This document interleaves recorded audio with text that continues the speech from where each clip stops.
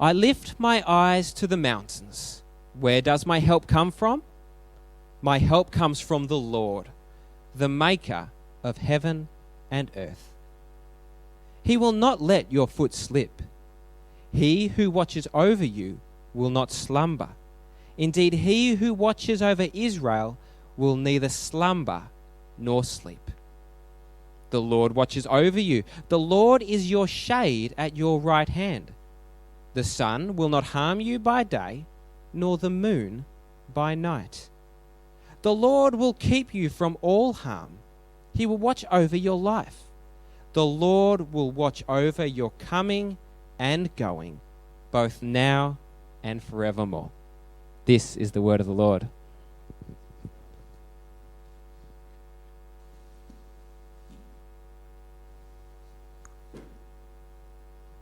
G'day everyone. Hey guys. Welcome to everyone who came along to see me do this. Look, I'm sorry if I die on you guys tonight.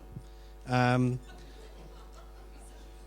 look, last night I was at an engagement party. A few people here know what happened. I was eating a cheesecake slice and I went bang, I ate into it. I was like, there's a stick in here or something. So I pulled it out. Turns out it was half a toothpick.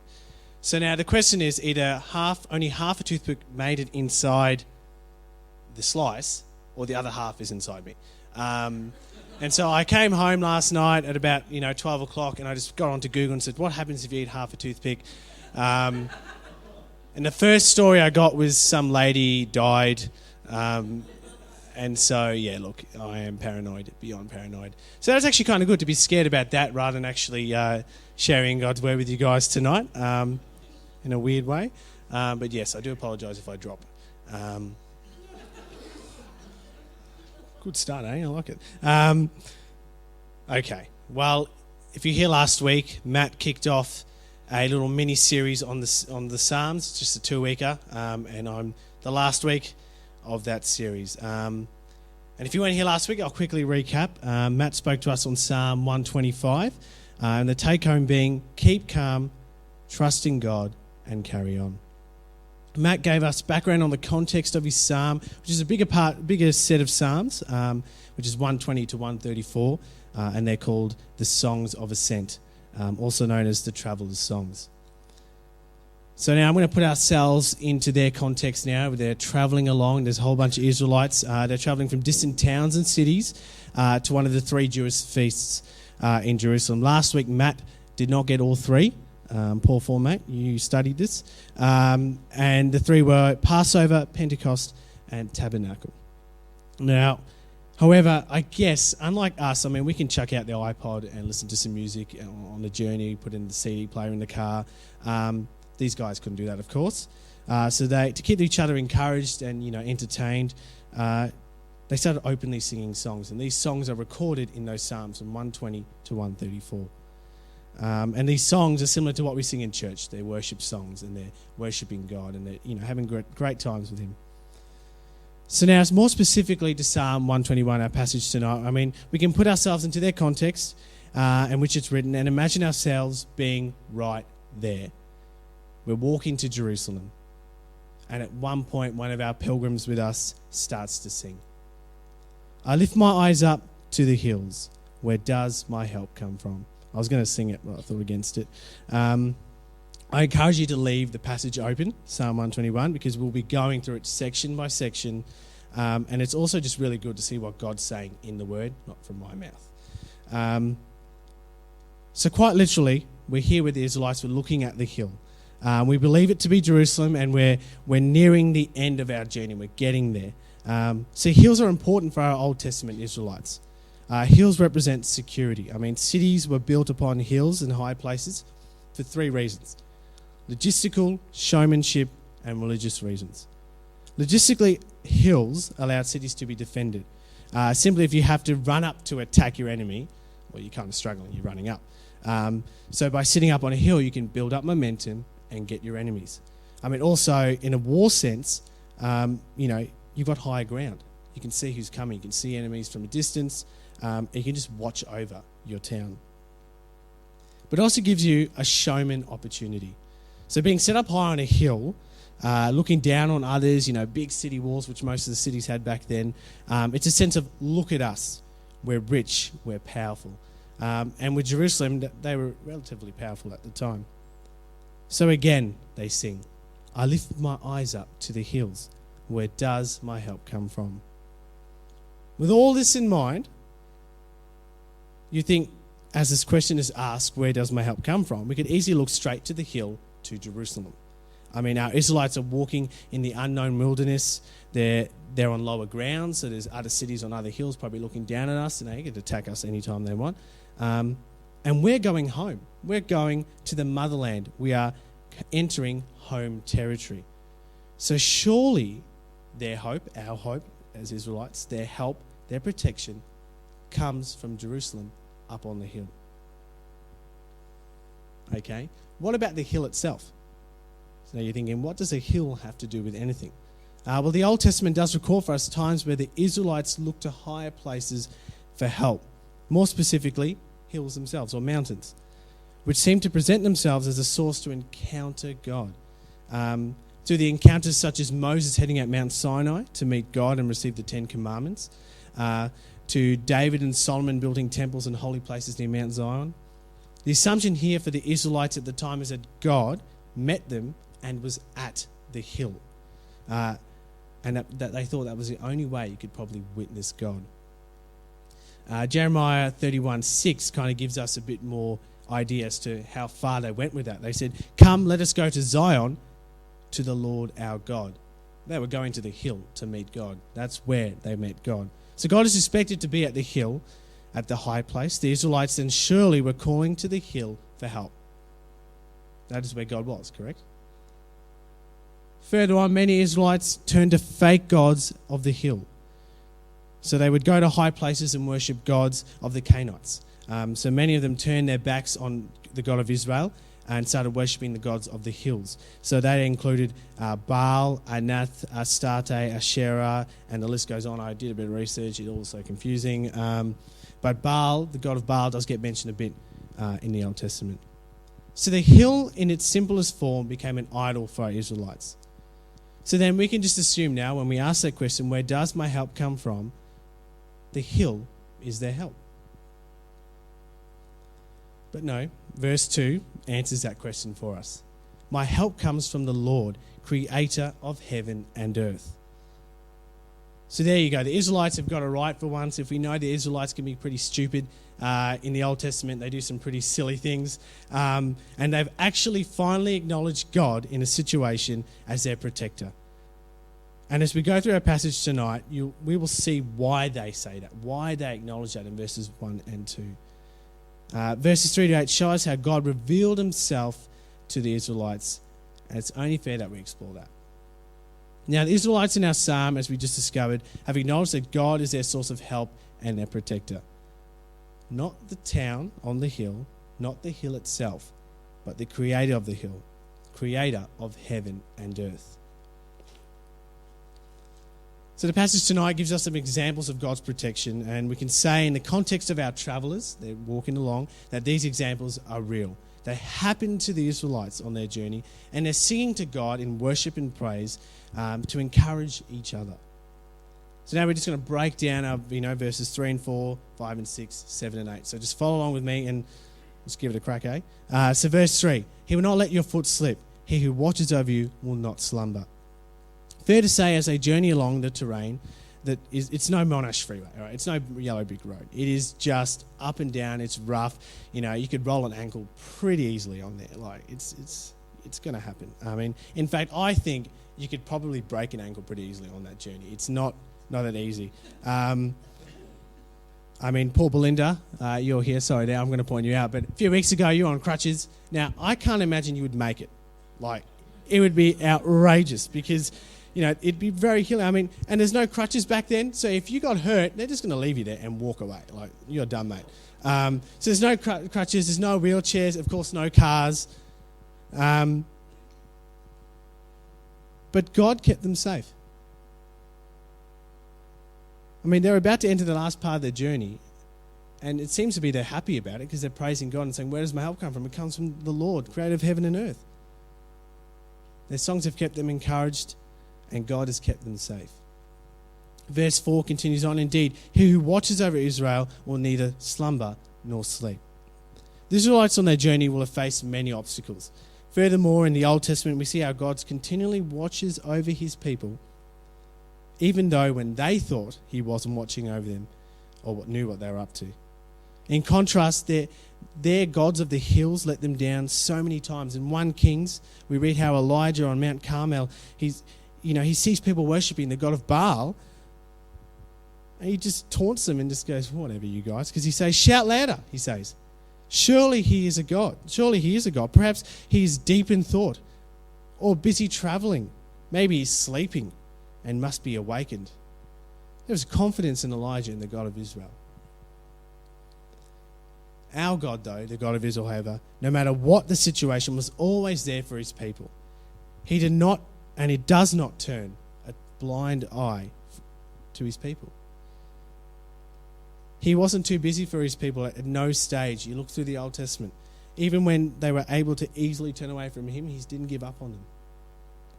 And this sentiment is further amplified in verses 5 and 6. The Lord watches over you. The Lord is your shade at your right hand. He will not harm you by day, nor the moon by night. The sun will not harm you by day, nor the moon by night. Apologise. The Israelites, we can assume on their journey, faced scorching heat, cold nights, and wilderness that even, Bear Grylls would struggle with. Again, imagine being there with them. Surely they're over it. I'd be over it too. If I've been walking for ages to a festival, of course, it'd be like if I decided to travel to Cranbourne for Christmas. Like, why? What's the point? I mean, I could celebrate Christmas at home. I mean, I'm sure some of the travellers are probably moaning and groaning, going, we could have celebrated, Passover at home. Like, why do we have to go to the temple? Why would we bother? I mean, dehydration would have kicked in. I mean, your legs would be sore, your feet would just be battered and bruised. And there's no medicine as well. So imagine you cut yourself. How are you going to keep it clean and clear of infection? It is going to be horrendous. It's going to be disgusting sometimes for these Israelites. But God, he continues to watch over his people on their journey. And though at times we see in the Old Testament that they, do not truly understand or acknowledge God's hand on their lives and their protection, they learnt pretty quickly they had to put their trust in God. And we read on through the Psalms, the travelers' songs. We read on how the Israelites seek refuge in God, how trusting him allowed them to be safe and protected, that they could travel to the city, to the hill, knowing God had their back. Psalm 125, that Matt preached on last week, tells us that as the mountains surround Jerusalem, so the Lord surrounds his people both now and forevermore. That's verse 2. And in verses 7 and 8, it kind of just continues on in Psalm 121. The Lord will keep you from all harm. He will watch over your life. The Lord will watch over your coming and going, both now and forevermore. The travellers have every right to be confident in those last two verses, because God, through verses 3 and 8, as we've seen, has revealed himself to the Israelites, providing them safety. And through their context, they've been protected. And God will continue to keep his people safe on their journeys throughout history. Okay, so now I can just stop here now and say that God watched over his people. They trusted him. You should trust him too. I'm done. I'm out. Drop the mic. But let's take ourselves just out of their context for just a little while now and put ourselves into our lives. Let's apply this to our lives. Let's have a deeper understanding of what's going on. Now, I've had some serious troubles with Psalm 121. Matt can attest to this. I've come to him on numerous occasions and said, this is just a struggle. I can't get my head around it. I know what it's saying, but I just can't make it happen. I just can't put this into a sermon. I think I can accredit that struggle to the fact that God needed to remind me about something. He was trying to tell me something and I was trying to avoid it at all costs. I was trying to bypass it and go straight to writing this sermon. And I think God here wants to challenge us with the same thing. That challenge is that our perception of God's protection and love for us. I think it's really easy for us to acknowledge God is our protective God. However, in our times of need, when you are in trouble, when you need protection, where are you putting your trust and help in? Do we understand God's desire and ability to place his protective hand upon us? I think it takes more than just acknowledging it and saying God is our protector. It takes more. Okay, I'm going to embarrass myself now. I'm going to kind of step away from my notes. I'm really going to put myself out there, and you guys are probably going to laugh at me. It's probably worse than eating a toothpick, in my opinion. As a kid, I was really scared of the dark. Like, really scared of the dark. Tim's laughing. Tim used to share the room with me. That's how scared I was. Like, he was younger than me. He's 3 years younger than me. I used to make him come into my room and sleep in the bed next to me so I wouldn't freak out. Yeah, no, pretty bad. And so I was so scared, I would leave my light on in my room all night. Like, on. Like, I wouldn't, like, the main light, not even like a lamp. I'd leave the light on all night. And some nights I wouldn't sleep at all because I was just in paranoia of the night. I would see things. I think I would see, ghosts running around the house, and, every little creaky sound the house made, I'm sure there was a mass murderer walking into our house. So I developed this technique to cope. It made my parents' life a living nightmare.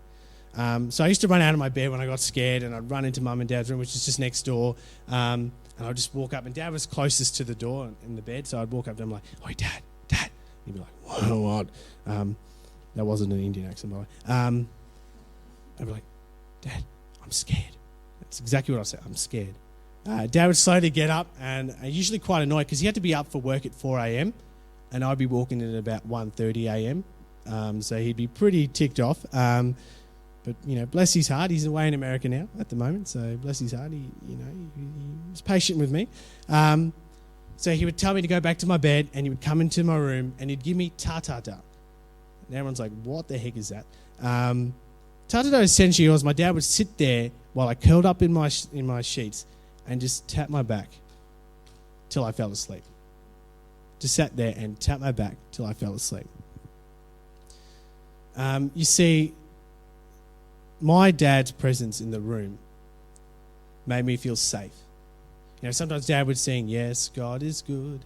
Yes, God is good," and I won't sing anymore. And this would sometimes, especially in winter, happen 4 times a night, from about 9 o'clock all the way up till about 4 a.m. when Dad had to get up. And I mean, it might happen still today. I'm not denying or confirming it. But look, I couldn't break my fear of the dark till I was about 12. Why 12? Well, one day my mum, fed up with my antics, sat me down and she said this: "Jonathan, when you're feeling scared at night, that's just the devil playing games with you. Tell him to get lost. Tell the devil to get lost and say these words." It's a phrase in Tamil, which is our mother language. It says, "Yesu Ratham Jayam," which kind of translates into, "In the blood of Christ, I am saved." Or as my mum said, "In the blood of Christ, I am safe." Now, I'm not sure if that's the true translation, because I'm not very good with Tamil. My uncle and cousin are here. Uncle speaks Tamil, so he'll probably tell me off if I got it wrong. But from that day onwards, every time I got scared, I would say, "Yesu Ratham Jayam." From that day onwards, from that night onwards, I've never been scared of the dark since. To the point now at night, I get up in the middle of the night, and Tim knows that this happens. I get up in the night, I'll go to bed really late, and I'll just walk around the house in the dark. I just walk around the house in the dark. I'll watch the TV in like pitch black dark. I'll check the doors are locked and the windows are locked at night. I'm the one who does that because I'm, the man. No, I'm not the man house. I really enjoy the dark now. It's actually kind of weird.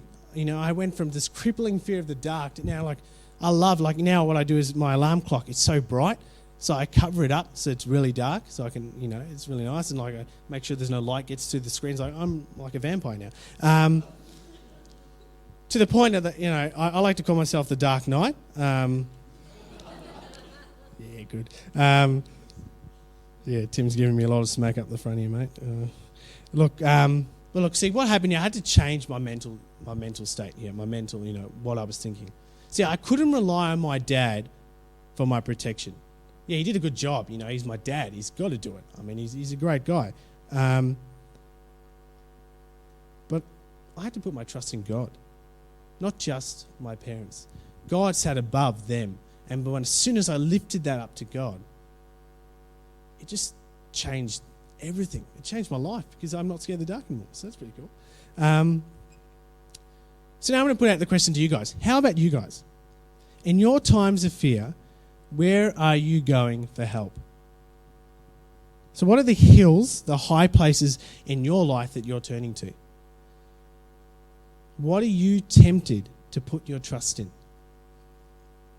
Okay, maybe it's your parents like me when I was a kid. Relationships, your friendships. Maybe it's your financial resources. Maybe you bank on the knowledge that you've gained through school to get you out of situations. Maybe when you open up an exam and you go, wait, I have no idea. I did that last semester. I passed, by the way, I graduated. Where do you go when you're stuck? When the boss pushes your buttons and threatens to fire you. When you're at school and people mock you for being a Christian. Where do you go for your help? We need to understand that as Christians, it's really easy for us to say the right things. It's easy to say, God is our protector. It's easy to say, God, take the wheel. It's easy for us to pray for God's hand upon our lives. The typical Christian prayer, like, God, watch over us today. Be with us, Bless the hands that made this food, and yada, yada, yada. It's so easy for us to just say it. But in the heat of the moment, in that very next minute, we end up turning to ourselves. We end up turning to the world. We look to our idols and our high places for our source of help and protection. The Israelites here in our passage have put their trust in God. They solely expect God to protect them on their journey. And they're not acknowledging it for the sake of it. They believed it. They witnessed it. Verses 7 and 8 of our psalm again says, the Lord will keep you from all harm. He will watch over your life. The Lord will watch over your coming and going, both now and forevermore. God watches over his people. We as his people living in today's world don't get excluded from that. God promises to continue to protect and watch over his people if they put their trust in him. Now, I don't know if you noticed as Matt read it and as we've just been going through, there's been a bit of repetition in our passage. The word watch and keep, which translates to the same, is mentioned 5 times throughout the passage. I think we really need to acknowledge this because we need to really make point of this because the Israelites are making a massive point here. And it's pretty simple. God watches over you. That's it. Whether you like it or not, God is watching over his people. And I think we all get that. I think like what I'm saying right now kind of makes sense, yeah? Give me a nod if you, yeah, cool. But I think we forget how legit God is when he says, I'm watching over you. I don't think we understand how true and how real God's eyes are watching over us. He's not watching us like a reality show. Like we're not the Kardashians, all right? When he's not looking at us and going, you're an idiot. Why did you do that? Ha ha, and eating popcorn. No. He's watching over. He's looking for moments in your life where he can reveal himself. He's watching. He's protecting you guys. He's watching over. He's not watching us as an experiment. He just didn't create us and go, yeah, go off you go. Do whatever the heck you want. Do whatever, I'll just watch. No. He's invested in us. He's watching over us.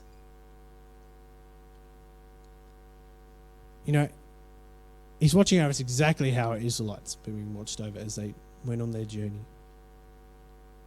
But I guess there are some of us here tonight, and I've been there, and I'm probably still kind of there sometimes, where you're like, I already know this, Jonny. Like, seriously, man, like, I don't care. Because when I asked God for his help, he never came through. When I asked God to keep my family together, he didn't. When a hard situation came along, he never delivered. So how can God be so protective, Jonny? How? How can I put my trust in him like you're saying? Because he's never delivered. You know what I think it is? I think we go to God with our own plans. We go to God with our own way of sorting it out. We think, God, you got to do it like this. You know, my life. This is happening. I need you to do exactly like I want. I want you to get me the Ferrari in June next month. All right, and then when mum's sick at the moment, so if you could just heal her by September before I graduate. We have this idea in our heads where how we want God to solve our problems. And then when God doesn't do it the way we want it and doesn't look after us the way we think he should, we assume that God is too busy for us or he's not listening to us. Or even worse, we just reject the idea that God actually even cares for us. All right, true, God is protective. He will look after his people. But here's the news flash. He doesn't look after us necessarily how we want him to. We need to understand and we need to trust God the way that he protects us. We need to trust his ways. Why? Well, verse 8 again in Psalm 120 says, the Lord will keep you from all harm. He will watch over your life. Guess what? Jesus is the perfect example of what keep you from all harm is. Though when we think God is not here for us, he was and will continue to be. Christ, on that cross, took our place for one of the biggest punishments we truly and utterly deserved. But he sent Jesus on there. I don't know about you, but that's massive protection. He was looking out for us. He could have easily thrown us into the den and said, there you go, mate, you're done. But no, he sent his son. That's protection beyond all protection. Guess what? Our world is broken. It's falling apart. Expect pain. Expect sadness. But we've got great hope as Christians. Awesome hope in Christians. Verse 8, the second half tells us that the Lord will watch over your coming and going, both now and forevermore. By trusting in God and his work through Christ, we in turn need to trust in his promise of protection and eternal life. What this life throws at us has nothing to what God has promised those who trust in him. All right, we need a real life example. We need something that's like concrete. Just look at Paul in the Bible. In 2 Corinthians, he says this, in 2 Corinthians 11:25, he says, 3 times I was beaten with rods. Once I was stoned. 3 times I was shipwrecked. A night and day I was spent in the deep. It's a pretty dire situation. Further on, Paul says this next section of 2 Corinthians 12:7-10. He's in jail. I'll just put a bit of perspective. He's in jail, all right? He's been slaving it out for Christ. He's been sent to jail so many times. He has every right now to be angry at God. And this is what he says. And because of the surpassing greatness of revelation, for this reason, to keep me from exalting myself, there was given me a thorn in the flesh, a messenger of Satan to buffet me, to keep me from exalting myself. Concerning this, I entreated the Lord 3 times that it may depart me. And he said to me, wait for it, my grace is sufficient for you, for power is perfected in weakness. Most gladly, therefore, I will rather boast about my weaknesses, that the power of Christ may dwell in me. Therefore, I am well content with my weaknesses, with insults, with distresses, with persecutions, with difficulties. For Christ's sake, for when I am weak, I am strong. So again, I ask you, church, in your times of fear, where are you going for help? What are the hills and high places in your lives that you're turning to? What are you tempted to put your trust in? Are you like our Israelites? On their journey, they're looking to God for their help and protection. The road is tough. Life is crap. It is a tough life. And the road to the kingdom of God, it ain't any smoother. But trust God. Easy to say that. How do we trust God? It's going to be really small application and simple. And you're going to be like, oh, this is like Bible school, this is like Sunday school, but it's a simple answer. Pray. It's simple, but it's where God may reveal to you and to us what He wants to do for our lives. Secondly, be content in God and how He may answer those prayers. Be willing to trust what He's doing in your life. And thirdly, and most importantly, be confident in His promise. He promises those who trust in Him that He will watch over their lives both now and guess what? Forevermore. I lift my eyes up to the hills. Where does my help come from? My help comes from the Lord, maker of heaven and earth.